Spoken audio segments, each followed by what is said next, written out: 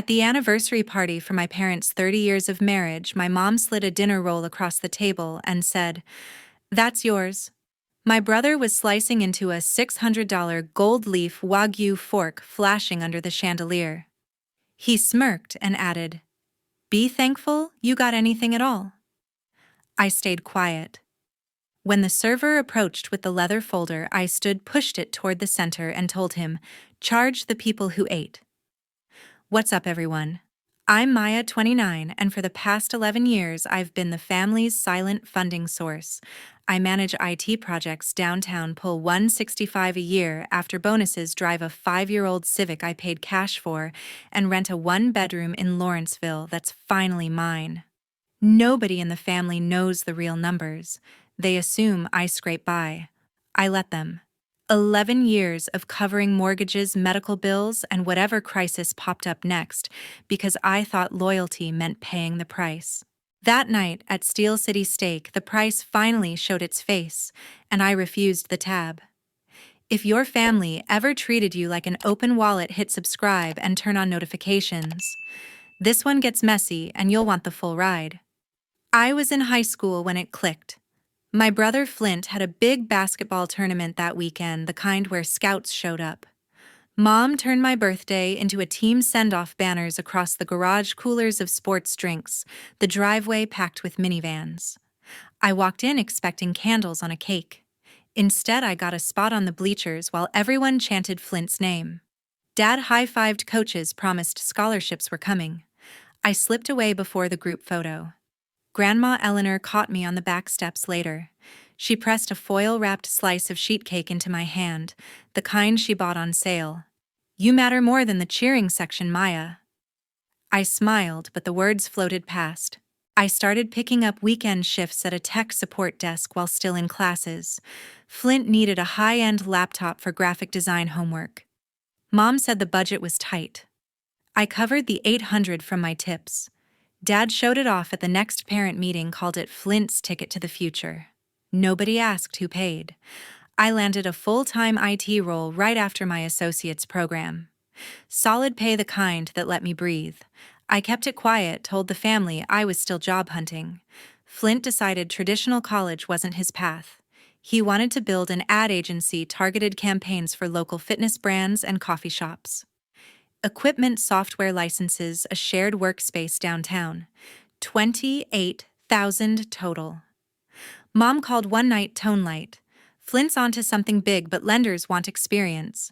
You're always so steady, could you help him get started?" I didn't co-sign. I transferred the full amount from my account. Flint said he'd repay once the first clients paid. They never did. I bought my Lawrenceville condo outright after a strong project bonus. Family assumed I split rent with roommates. Flint moved into a sleek strip district loft mortgage, $4,800 monthly. I handled the deposit, then the gap months when invoices lagged. Grandma Eleanor dropped by most Sundays. She'd settle into my reading chair with herbal tea, scanning the bare walls. "They'll drain you dry if you let them." I shrugged. Said blood looks out for blood. She'd tap her cane. "Looking out shouldn't leave you empty." The requests kept coming. Dad's knee surgery, $11,000 after insurance. Mom's standing spa package, $250 every month. Flint's urgent camera lens domain, renewals, client dinners. I scheduled the transfers, watched the balances drop like clockwork. At the office, coworkers figured I brown bagged to save for rent.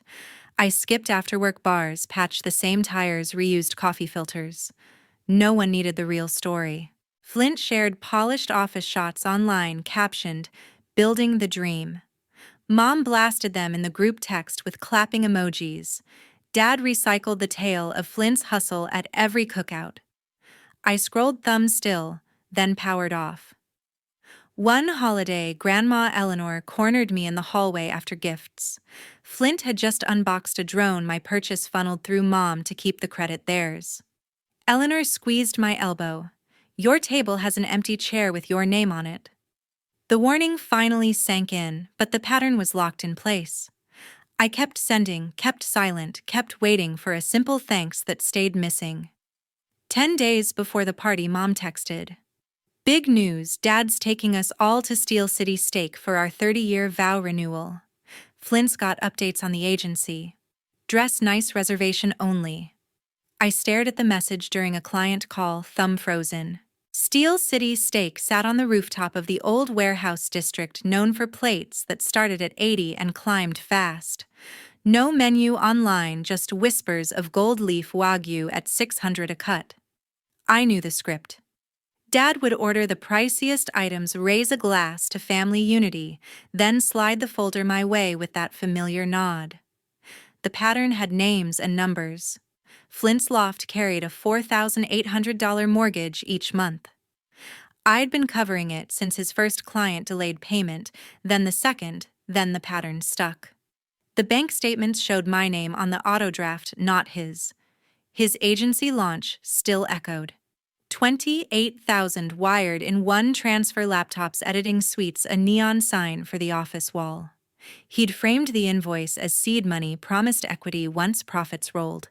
The equity never materialized. Dad's knee gave out during a golf outing 2 years back. Insurance capped at 60%. The remaining 11,000 hit my card the same week. He accepted handshakes at the country club, told everyone he'd planned ahead. Mom discovered a spa in the cultural district, facials, saunas, the full package. $250 monthly billed to my account without discussion. She posted glowing reviews, tagged the place, thanked thoughtful friends. I tracked every line in a private spreadsheet. Roof leak at the suburban house, 6,000. Flint's trade show booth in Vegas, 9,500. Mom's wardrobe refresh before a cruise, 3,200. Dad's vintage watch repair, 4,100. The columns stretched, red ink bleeding across years. Colleagues at the tech firm saw me decline lunch invites, assumed student loans or a sick parent. I let the story stand. My bonuses funded server upgrades for Flint's portfolio site, paid for his parking garage pass downtown, covered the overage when his credit line maxed. Hank, my closest friend from the IT trenches, caught the pattern early. We'd grab coffee between stand-ups. I'd mention another transfer. He'd raise an eyebrow. They'll never stop if you don't. I'd change the subject order, another black coffee. Grandma Eleanor noticed the strain during her visits. She'd study the banking app over my shoulder, lips tight. That's not support, it's surrender. I'd close the screen, promise to think about it. The party invite lingered on my phone. I pictured the table, Dad at the head, Mom beaming, Flint scrolling client proofs. The bill would land beside my water glass, unspoken expectation heavy as the leather folder. I replied to Mom's text with a thumbs-up emoji. She sent back a string of hearts. The countdown started. Saturday, Steel City Steak lit up the strip. The rooftop glowed against the river, string lights reflecting off glass tables. I arrived in a simple black dress, hair pinned back, no jewelry. The host led me past velvet ropes to a private corner booth where the family waited. Dad Yates Mitchell stood first, arms wide. There's our girl. Mom Cynthia Mitchell, air-kissed, both cheeks perfume sharp. Flint scrolled his phone, barely glancing up. Grandma Eleanor sat at the end, hands folded over her cane, eyes steady on me. We ordered drinks. Dad requested the sommelier selected a bottle that cost more than my first car. Flint asked for the gold leaf wagyu medium rare, $600 per plate. Mom added lobster tails, truffle sides. I stuck with sparkling water. Appetizers arrived, oysters, caviar, spoons. Dad launched into a toast about 30 years of partnership, eyes misty. Cynthia dabbed a napkin corner. Flint filmed on his phone for content. Eleanor sipped her tea, silent. The main courses landed. Flint's steak arrived on a heated slate, gold flakes shimmering under the lights. He sliced in, juices pooling. Cynthia turned to the bread basket, pulled out a plain dinner roll, and slid it across the linen toward me. That's yours. Flint chewed, smirked around the fork. At least it's warm. The table laughed. Dad loudest, Mom with a hand over her mouth. Eleanor's grip tightened on her cane. I stared at the roll, steam fading. The server cleared, plates returned with dessert menus. Dad waved them off, signaled for the check. The leather folder appeared beside my elbow, thick as a novel. $4,217 stared back in elegant script. Eleanor leaned close, voice low. Go ahead, child. I pushed the folder to the center. Charge the people who ate. Silence dropped. Dad's face reddened. Cynthia's mouth opened closed. Flint set his fork down hard. You're serious, I met his eyes. Dead serious. The server hovered uncertain. Dad reached for his wallet, then stopped. Maya, this is our celebration. Your celebration, I said. My treat ends tonight, Cynthia whispered. After everything I cut her off. Everything I've given. Yes. Flint pulled out his card, slapped it down. Fine, I'll cover my share. The total dwarfed his limit. Dad fumbled, added his. Cynthia stared at her plate. Eleanor nodded once. I stepped away from the table, heels clicking on the wood deck. The city lights blurred below. Behind me, voices rose, Dad demanding the manager, Flint arguing portions. I didn't look back. In the elevator down, I blocked every number, Mom, Dad, Flint. The doors opened to the street. Cool air hit my face. I walked to my car keys, steady in my hand. Next morning, I canceled everything. Sunlight hit my condo blinds while coffee brewed. I opened the banking app, fingers steady. The autopay list filled the screen, 18 lines, all outgoing. Top entry, Flint's loft mortgage, $4,800 due the 1st. I tapped remove, confirmed. The draft vanished. Next, the joint credit card I'd added them to years back. Cynthia's spa charges posted monthly, Flint's business expenses scattered between. I scrolled recent transactions. A designer handbag for Mom, $850 at a boutique in Shadyside. Flint's golf membership renewal, $2,250 at the country club. Total unauthorized, $3,100. I initiated disputes on every line, uploaded screenshots of the party text chain as proof of cutoff. The bank flagged the card frozen pending review. I removed all authorized users, locked the account to my phone only. Flint's agency relied on one anchor client, a chain of breweries needing seasonal campaigns. I'd connected them through a work contact, even covered the initial pitch dinner. Without the mortgage buffer, cash flow tightened. The client emailed that afternoon, delayed payment on the latest invoice. Flint panicked, called the contact center I managed. My team routed him to voicemail. I forwarded the dispute confirmations to Hank over secure chat. He replied with a thumbs-up emoji, then a voice note. About time, they feel the squeeze. Cynthia tried the card at her salon that week. Declined. She texted a screenshot of the error, added question marks. I left it on read. Dad's pharmacy auto refill hit my old linked account. Bounced. The pharmacist called him directly for the first time in years. Flint scrambled. He posted frantic stories about system glitches delaying projects.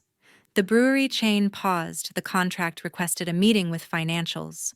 Without my backup, his books showed red. I watched the fallout from my desk monitor, reflecting the empty autopay screen. No more drafts scheduled. My salary deposited clean, no deductions. Grandma Eleanor called midweek. Heard the loft's late on rent. Her tone carried no surprise. I confirmed. She chuckled softly. Good. Reality bites harder than advice. The disputes processed faster than expected. Bank credited the $3,100 back within days, flagged the charges as fraud post-separation. Flint received a letter demanding repayment or collections. His anchor client pulled out entirely after the meeting. Word spread in the local ad circle, unreliable vendor. Smaller gigs dried up. I closed the app, powered down the phone, and poured a second coffee. The silence felt earned. 8 days later, scratches on my car. I stepped out of the condo lobby for my morning commute. The Civic sat under the street lamp, driver's side door keyed from mirror to handle, deep gashes exposing primer. I circled the vehicle. Rear panel bore fresh spray paint in red, Ungrateful. Gus, the building manager, emerged with his coffee. He whistled low. That's vandalism. Want me to pull the garage feed? I nodded. He tapped his tablet, exported the overnight clips to my email. Back upstairs, I reviewed the footage. Nothing on the car itself, the angle missed the lower lot. I ordered a discreet dash cam online, mounted it facing the spot that night. 2 days passed quiet. Then my phone buzzed with notifications. Yelp reviews for my employer's downtown office exploded, 1-star posts, claiming scam projects, fake deliverables stole client data. All from new accounts, timestamps clustered. The reviewer name Maya M.I. screenshot every post forwarded to HR and the platform. Juniper Brooks, my cousin, texted that evening. Heard you cut everyone off? That's cold, Maya. Family sticks together through thick and thin. I replied with a single period. She doubled down, Flint struggling. You could help without the drama. I ignored her, focused on the camera setup. The new unit captured 4K motion-triggered cloud backup. I tested the alert, pinged my watch instantly. Midweek, the building door got hit. Black paint across the peephole, pay up. Gus wiped it off, filed a police report, increased patrols. He handed me a copy. Insurance might cover the car if we link incidents. Yelp escalated. The fake reviews hit the main page, tanking the star rating. My boss called me in. Clients asking questions. Handle this. I showed the timestamps, IP traces pointing to a strip district cafe Flint frequented. HR flagged it as targeted harassment. Juniper called next. You're ruining his reputation over money, grow up. I hung up, added her to the block list. The camera paid off that Friday night. Motion alert at 2 a.m. I opened the live feed from bed. Flint crouched by my car, hood up, can in hand. He shook, red paint tagged the hood. Selfish. The lens caught his face clear under the lamp. He glanced around, then keyed the passenger side for good measure. I saved the clip, timestamped high res. Gus reviewed it the next morning. That's your brother. We're calling cops. Officers arrived within the hour, took statements, copied the file. Flint's phone went straight to voicemail when I tried, curiosity, not contact. Juniper messaged again. Whatever you think he did, talk it out. I forwarded the video instead. No response. The Yelp posts vanished by afternoon, platform removed for policy violation after my report. The car went to the shop. Insurance approved full repair under vandalism. I kept the camera running.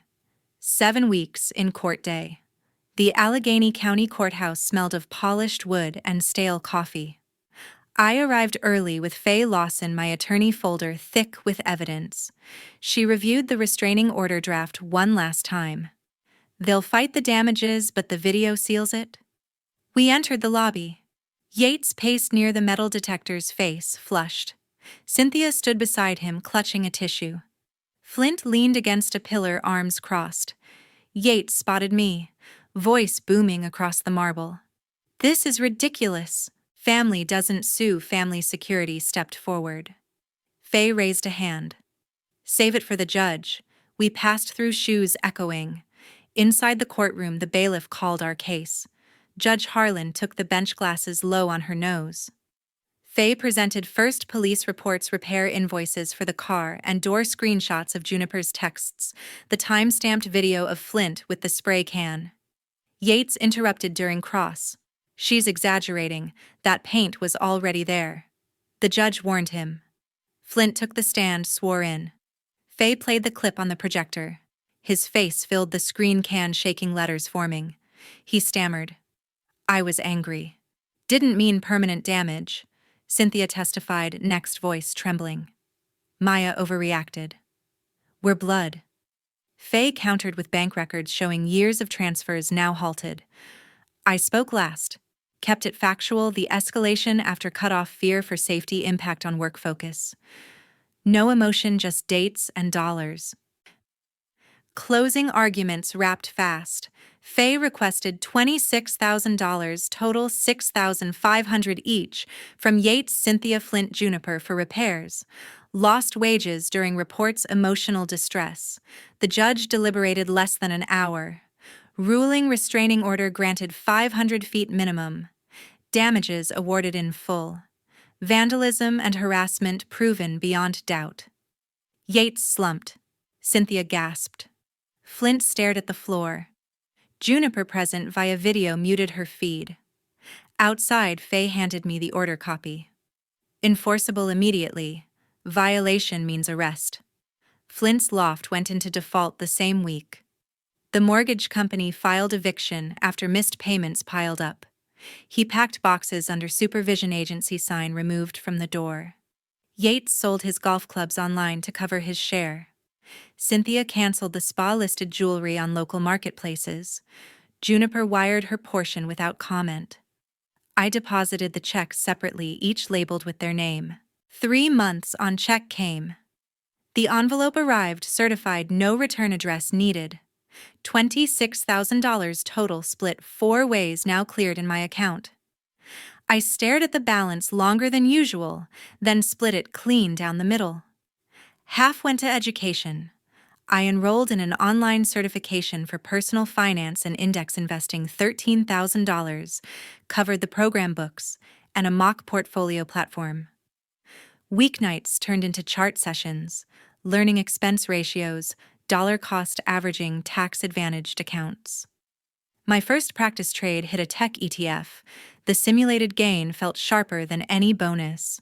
The other half left the bank the same day.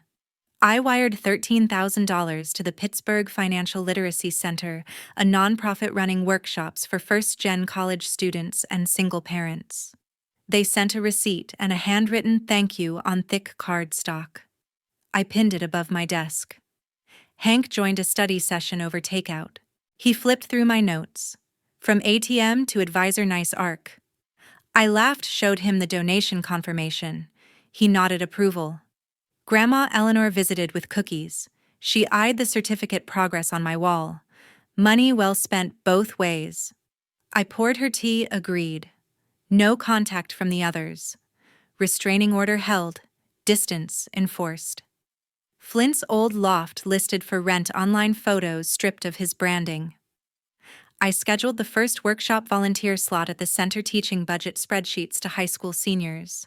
One kid asked how to spot red flags in family loans. I kept the answer general. The investment course ended with a capstone. My final paper outlined a diversified portfolio for someone starting at zero. Instructor feedback, real-world ready. I framed the certificate next to the donation note. Evenings freed up. I walked the river trail, no auto drafts pulling at my phone.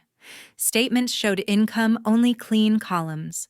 Family isn't obligation. It's choice, or the choice to walk away.